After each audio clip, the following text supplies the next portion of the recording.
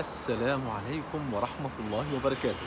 بسم الله والحمد لله والصلاة والسلام على رسول الله صلى الله عليه وآله وسلم. هل تعلم ماذا نقول إذا نزل المطر؟ نعرف أكيد، بس بعد ما نصلي على حبيبنا صلى الله عليه وسلم. ثبت عن النبي صلى الله عليه وسلم أشياء كثيرة عند نزول المطر. ثبت عنه أنه كان يقول: مطرنا بفضل الله ورحمته. وثبت أنه كان يقول: صيبا نافعا.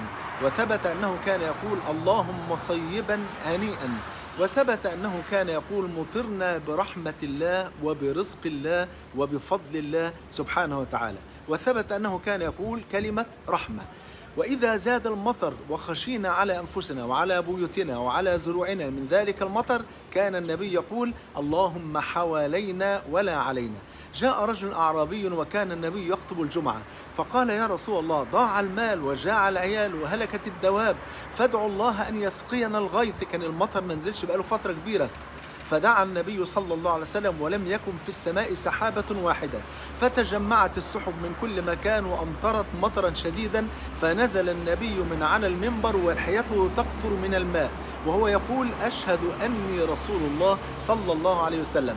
وفي الجمعة التي تليها جاء نفس الرجل وقال: يا رسول الله، ادعوا الله أن يكف عنا الغيث، فلقد هلكت الدواب وضاع المال. يعني خلاص المطر من كتر ما نزل غرقنا.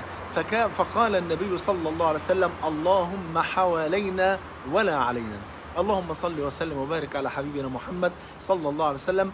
اللهم أمطر بلاد المسلمين بكل الخير والنماء يا رب العالمين، واجمعنا وإياكم مع سيد ولد آدم صلى الله عليه وسلم في الفردوس الأعلى. بحبكم في الله، والسلام عليكم ورحمة الله وبركاته.